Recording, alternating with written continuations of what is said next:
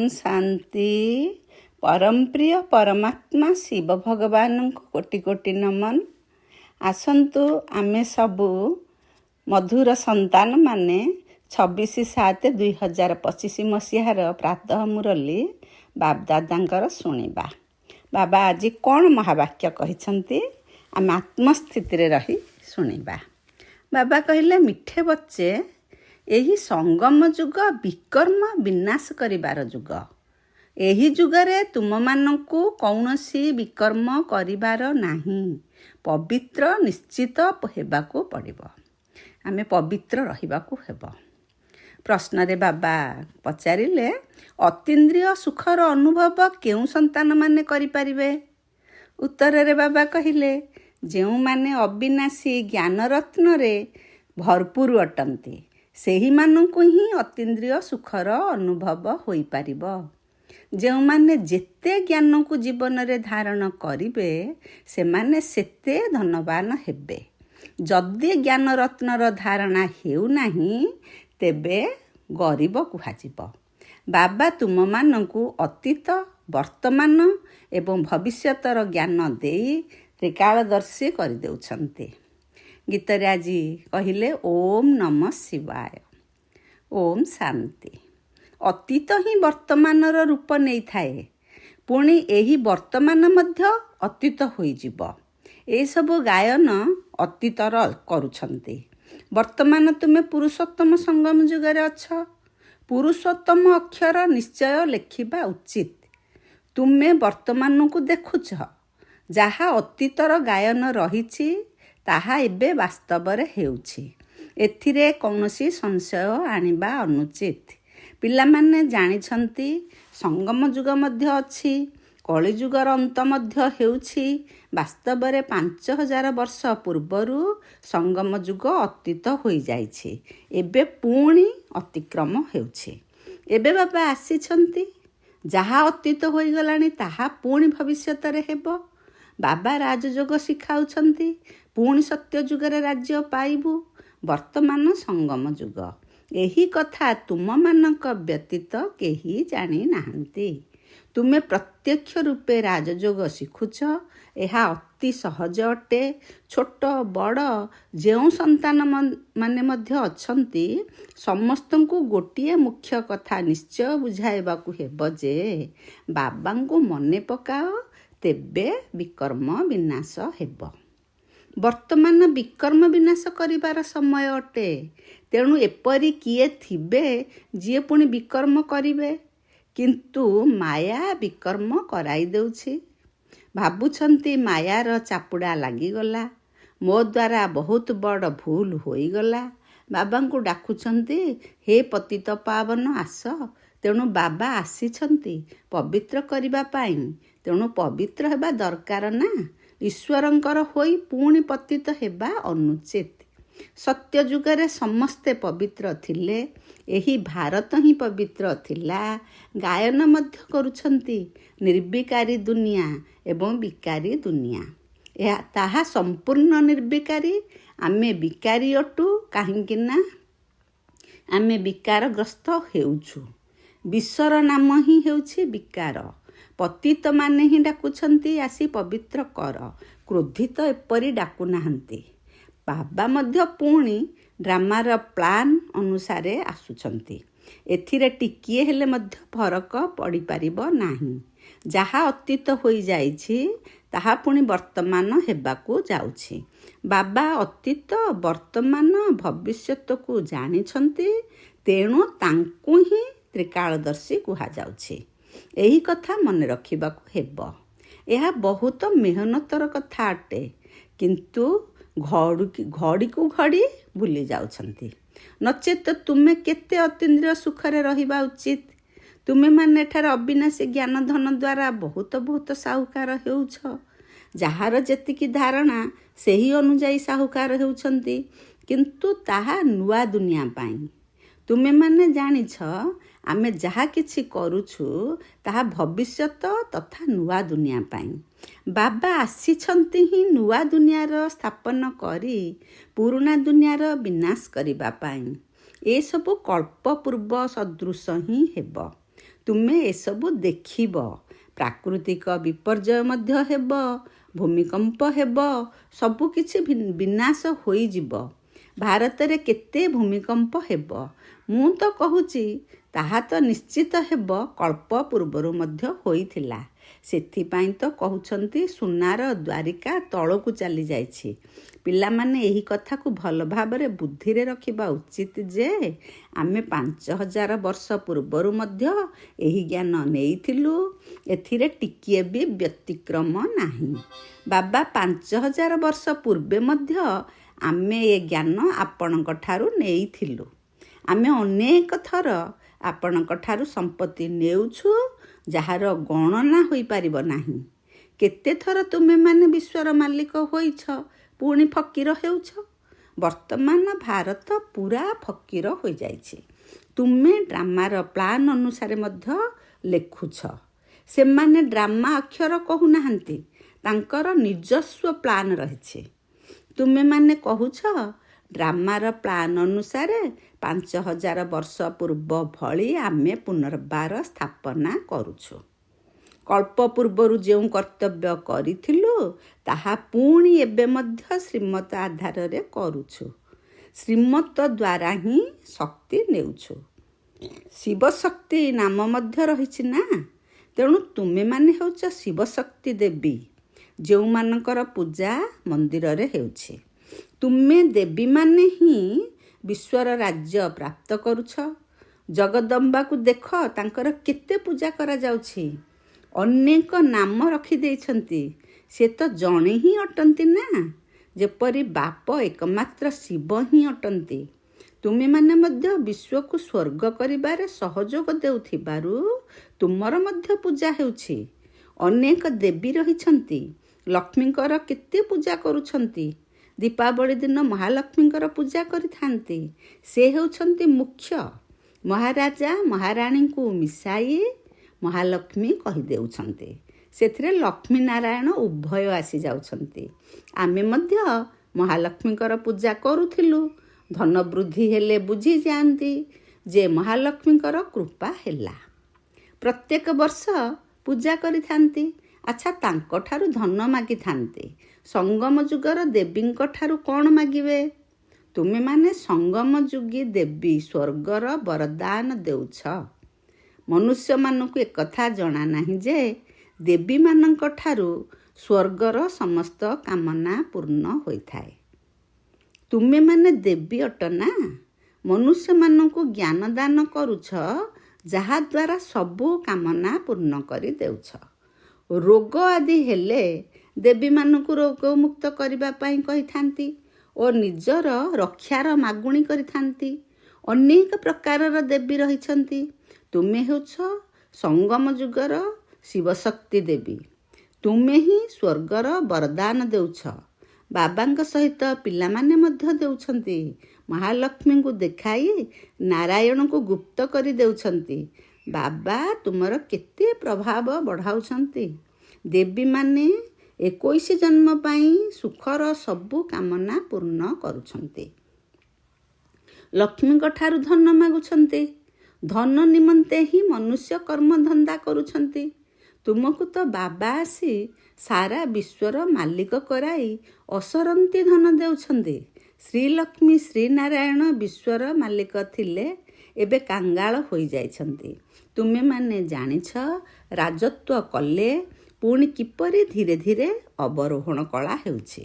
ପୁନର୍ଜନ୍ମ ନେଇ ନେଇ କଳା କମ୍ ହୋଇ ହୋଇ ଏବେ ଦେଖ କିପରି ଅବସ୍ଥା ହୋଇଛି। ଏହା ମଧ୍ୟ ନୂଆ କଥା ନୁହେଁ। ପ୍ରତ୍ୟେକ 5000 ବର୍ଷରେ ଥରେ ଚକ୍ର ଘୁରୁଛି। ବର୍ତ୍ତମାନ ଭାରତ କେତେ କାଙ୍ଗାଳ ହୋଇଯାଇଛି। ଏହା ରାବଣ ରାଜ୍ୟ ଅଟେ। ଭାରତ କେତେ ଶ୍ରେଷ୍ଠ ନମ୍ବର 1 ଥିଲା, ଏବେ ଶେଷ ନମ୍ବରରେ ଅଛି। ଶେଷକୁ ନ ଆସିଲେ ପୁଣି ନମ୍ବର 1ରେ କିପରି ଯିବେ? ହିସାବ ରହିଛି ନା। ଧୈର୍ଯ୍ୟର ସହିତ ବିଚାର ସାଗର ମନ୍ଥନ କଲେ ସବୁ କଥା ସ୍ୱତଃ ବୁଦ୍ଧିରେ ଆସିଯିବ। କେତେ ମଧୁର କଥା।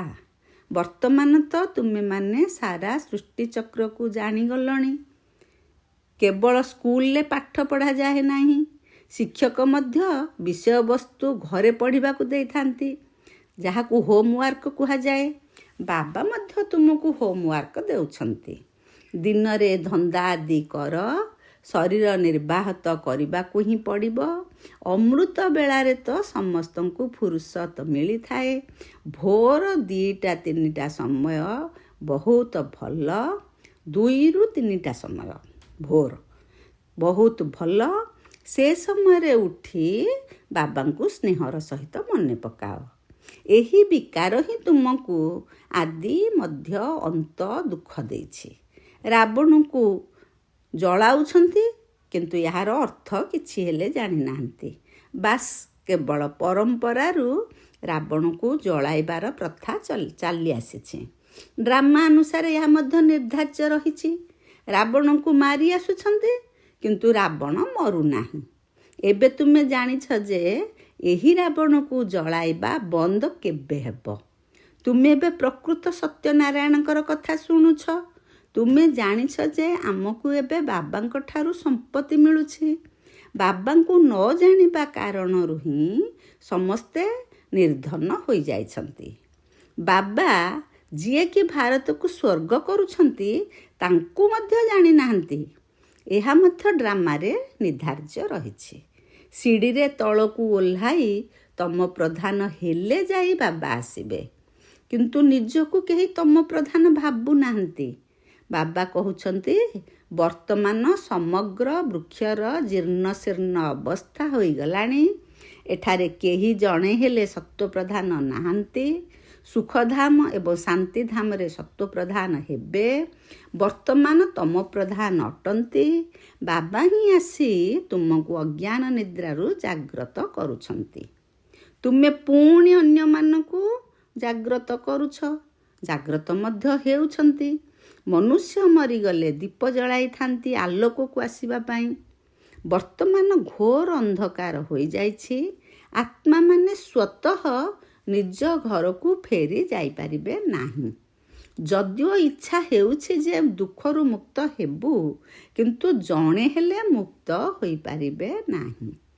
ଯେଉଁ ସନ୍ତାନମାନଙ୍କୁ ପୁରୁଷୋତ୍ତମ ସଙ୍ଗମ ଯୁଗର ସ୍ମୃତି ରହୁଛି, ସେ ଜ୍ଞାନରତ୍ନ ଦାନ କରିବା ବିନା ରହିପାରିବେ ନାହିଁ। ଯେପରି ମନୁଷ୍ୟ ପୁରୁଷୋତ୍ତମ ମାସରେ ବହୁତ ଦାନ ପୁଣ୍ୟ କରିଥାନ୍ତି, ସେହିପରି ଏହି ପୁରୁଷୋତ୍ତମ ସଙ୍ଗମ ଯୁଗରେ ତୁମକୁ ଜ୍ଞାନରତ୍ନର ଦାନ କରିବାକୁ ହେବ। ଏକଥା ମଧ୍ୟ ଜାଣିଛ ଯେ ଏଠାରେ ସ୍ୱୟଂ ପରମପିତା ପରମାତ୍ମା ପାଠ ପଢ଼ାଉଛନ୍ତି। କୃଷ୍ଣଙ୍କର କଥା ନୁହେଁ। କୃଷ୍ଣ ତ ହେଉଛନ୍ତି ସତ୍ୟଯୁଗର ପ୍ରଥମ ରାଜକୁମାର। ସେ ପୁଣି ପୁନର୍ଜନ୍ମ ନେଇ ଆସୁଛନ୍ତି। ବାବା ଅତୀତ, ବର୍ତ୍ତମାନ, ଭବିଷ୍ୟତର ରହସ୍ୟ ମଧ୍ୟ ବୁଝାଉଛନ୍ତି। ତୁମେ ତ୍ରିକାଳଦର୍ଶୀ ହେଉଛ। ବାବାଙ୍କ ବିନା ଆଉ କେହି ତ୍ରିକାଳଦର୍ଶୀ କରିପାରିବେ ନାହିଁ। ସୃଷ୍ଟିର ଆଦି ମଧ୍ୟ ଅନ୍ତର ଜ୍ଞାନ ବାବାଙ୍କ ପାଖରେ ହିଁ ଅଛି।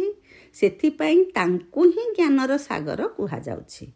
ସର୍ବୋଚ୍ଚ ଭଗବାନଙ୍କର ହିଁ ଗାୟନ ରହିଛି। ସେ ହିଁ ରଚୟିତା ଅଟନ୍ତି। ହେଭେନଲି ଗଡ୍ ଫାଦର ଅକ୍ଷର ବହୁତ କ୍ଲିଅର ଅଟେ, ଯିଏକି ସ୍ୱର୍ଗର ସ୍ଥାପନା କରୁଛନ୍ତି। ଶିବ ଜୟନ୍ତୀ ମଧ୍ୟ ପାଳନ କରୁଛନ୍ତି, କିନ୍ତୁ ସେ କେବେ ଆସିଲେ, କ'ଣ କଲେ, ଏକଥା କିଛି ବି ଜାଣିନାହାନ୍ତି। ଜୟନ୍ତୀର ଅର୍ଥ ହିଁ ଜଣା ନାହିଁ। ତେଣୁ ଜୟନ୍ତୀ ପାଳନ କରି କ'ଣ କରିବେ? କିନ୍ତୁ ଏସବୁ ମଧ୍ୟ ଡ୍ରାମାରେ ରହିଛି। ବର୍ତ୍ତମାନ ହିଁ ତୁମେମାନେ ଡ୍ରାମାର ଆଦି ମଧ୍ୟ ଅନ୍ତକୁ ଜାଣୁଛ, ଆଉ କେବେ ଜାଣିପାରିବ ନାହିଁ। ପୁଣି ଯେତେବେଳେ ସଙ୍ଗମରେ ବାବା ଆସିବେ, ସେତେବେଳେ ହିଁ ଜାଣିବ। ଏବେ ତୁମର ସ୍ମୃତି ଆସୁଛି, ଏହି 84 ଜନ୍ମର ଚକ୍ର କିପରି ଘୁରୁଛି, ଭକ୍ତି ମାର୍ଗରେ କ'ଣ ଅଛି। ଏହାଦ୍ୱାରା ତ କିଛି ବି ମିଳୁନାହିଁ। କେତେ ଭକ୍ତମାନେ ଭିଡ଼ରେ ଧକ୍କା ଖାଇବାକୁ ଯାଉଛନ୍ତି। ବାବା ସେଥିରୁ ତୁମମାନଙ୍କୁ ମୁକ୍ତ କରିଦେଲେ। ଆମେ ବି ଧକ୍କା ଖାଉଥିଲେ। ବାବାଙ୍କ ଜ୍ଞାନ ଶୁଣିଲା ପରେ ଆମେ ସବୁ ସେ ଧକ୍କାରୁ ମୁକ୍ତ ହୋଇଯାଇଛେ। ବର୍ତ୍ତମାନ ତୁମେମାନେ ଜାଣୁଛ ଯେ ଆମେ ଶ୍ରୀମତ ଅନୁସାରେ ପୁନର୍ବାର ଭାରତକୁ ଶ୍ରେଷ୍ଠ କରୁଛୁ। ଶ୍ରୀମତ ଦ୍ୱାରା ହିଁ ଶ୍ରେଷ୍ଠ ହେଉଛନ୍ତି, ଯେଉଁ ଶ୍ରୀମତ ସଙ୍ଗମରେ ହିଁ ମିଳୁଛି। ତୁମେମାନେ ଯଥାର୍ଥ ଭାବରେ ଜାଣୁଛ ଯେ ଆମେ କ'ଣ ଥିଲୁ ଏବଂ କିପରି ଏଭଳି ହେଲୁ। ଏବେ ପୁଣି ପୁରୁଷାର୍ଥ କରୁଛୁ। ପିଲାମାନେ ଯଦି ପୁରୁଷାର୍ଥ କରି କରି କେବେ ଫେଲ୍ ହୋଇଗଲ, ତେବେ ବାବାଙ୍କୁ ସମାଚାର ଦିଅ। ବାବା ପୁନର୍ବାର ଉତ୍ତୀର୍ଣ୍ଣ ହେବା ପାଇଁ ସାବଧାନୀ ଦେବେ। କେବେ ବି ଫେଲ୍ ହୋଇ ବସିଯାଅ ନାହିଁ। ପୁନର୍ବାର ଛିଡ଼ା ହୋଇଯାଅ, ଔଷଧ ଖାଅ। ସର୍ଜନ ତ ବସିଛନ୍ତି ନା। ବାବା ବୁଝାଉଛନ୍ତି 5 ମହଲା ଏବଂ 2 ମହଲାରୁ ପଡ଼ିବାରେ ବହୁତ ଫରକ ରହିଛି। 5 ବିକାର ହେଉଛି 5 ମହଲା। ସେଥିପାଇଁ ବାବା କହୁଛନ୍ତି କାମ ମହାଶତ୍ରୁ ଅଟେ। ସେ ତୁମକୁ ପତିତ କରିଛି, ଏବେ ପାବନ ହୁଅ। ପତିତ ପାବନ ବାବା ହିଁ ଆସି ତୁମମାନଙ୍କୁ ପାବନ କରାଉଛନ୍ତି ଏବଂ ତାହା ନିଶ୍ଚିତ ସଙ୍ଗମରେ ହିଁ କରିବେ। କଳିଯୁଗର ଶେଷ ଏବଂ ସତ୍ୟଯୁଗ ଆଦିର ଏହା ହେଉଛି ସଙ୍ଗମ। ପିଲାମାନେ ଜାଣିଛନ୍ତି ବାବା ଏଠାରେ ଚାରା ଲଗାଉଛନ୍ତି, ପୁଣି ପୁରା ବୃକ୍ଷ ଏଠାରେ ବଢ଼ିବ। ବ୍ରାହ୍ମଣମାନଙ୍କର ବୃକ୍ଷ ବୃଦ୍ଧି ହୋଇ ପୁଣି ସୂର୍ଯ୍ୟବଂଶୀ ଚନ୍ଦ୍ରବଂଶୀରେ ଯାଇ ସୁଖ ଭୋଗ କରିବେ। ବାବା କେତେ ସହଜ ଭାବରେ ବୁଝାଉଛନ୍ତି। ଆଚ୍ଛା, ପଢ଼ିବା ପାଇଁ ମୁରଲି ମିଳୁନାହିଁ ତ ବାବାଙ୍କୁ ମନେ ପକାଅ।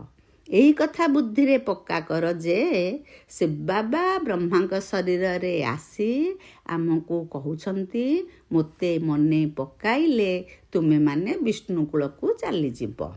ତେବେ ଏସବୁର ଆଧାର ପୁରୁଷାର୍ଥ ଉପରେ ରହିଛି। କଳ୍ପ କଳ୍ପ ଯାହା ପୁରୁଷାର୍ଥ କରିଛ ତାହା ହିଁ ଚାଲିବ। ଅଧା କଳ୍ପ ଦେହ ଅଭିମାନୀ ହୋଇଛ, ଏବେ ଦେହୀ ଅଭିମାନୀ ହେବାର ପୁରା ପୁରୁଷାର୍ଥ କର। ଏଥିରେ ହିଁ ମେହନତ ରହିଛି। ପାଠପଢ଼ା ତ ବହୁତ ସହଜ, ମୁଖ୍ୟ ହେଉଛି ପବିତ୍ର ହେବାର କଥା। ବାବାଙ୍କୁ ଭୁଲିବା ଏହା ତ ବହୁତ ବଡ଼ ଭୁଲ। ଦେହ ଅଭିମାନରେ ଆସିବା ଦ୍ୱାରା ହିଁ ବାବାଙ୍କୁ ଭୁଲୁଛ। ଶରୀର ନିର୍ବାହ ଅର୍ଥେ ଧନ୍ଦା ଆଦି 8 ଘଣ୍ଟା କର, ବାକି 8 ଘଣ୍ଟା ଯୋଗ କରିବାର ପୁରୁଷାର୍ଥ କରିବା ଉଚିତ। ଏହି ଅବସ୍ଥା ଜଲ୍ଦି ହେବ ନାହିଁ। ଅନ୍ତିମ ସମୟରେ ଯେତେବେଳେ ଏହି ଅବସ୍ଥା ହେବ, ସେତେବେଳେ ବିନାଶ ହେବ। କର୍ମାତୀତ ଅବସ୍ଥା ହେଲେ ଏହି ଶରୀର ରହିପାରିବ ନାହିଁ, ଶରୀର ଛାଡ଼ିବାକୁ ହେବ।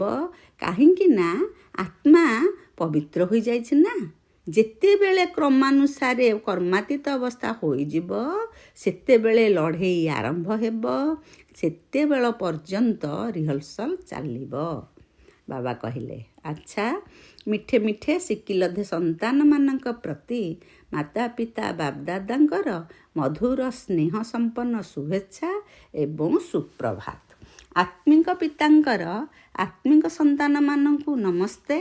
ଆମେ ସବୁ ଆତ୍ମିକ ସନ୍ତାନମାନେ ଆମର ମାତା ପିତା ବାପଦାଦାଙ୍କର ମଧୁର ସ୍ନେହ ସମ୍ପନ୍ନ ଶୁଭେଚ୍ଛାକୁ ଗ୍ରହଣ କରୁଛୁ ଏବଂ ହୃଦୟର ସହିତ ବାବାଙ୍କୁ ନମସ୍ତେ ନମସ୍ତେ ନମସ୍ତେ କରୁଛୁ। ଧାରଣା ପାଇଁ ମୁଖ୍ୟ ସାର। ବାବା ପ୍ରଥମରେ କହିଲେ, ଏହି ପୁରୁଷୋତ୍ତମ ମାସରେ ଅର୍ଥାତ୍ ସଙ୍ଗମ ଯୁଗରେ ଅବିନାଶୀ ଜ୍ଞାନରତ୍ନର ଦାନ କରିବାକୁ ହେବ। ଅମୃତ ବେଳାରେ ଉଠି ବିଚାର ସାଗର ମନ୍ଥନ କରିବାକୁ ହେବ।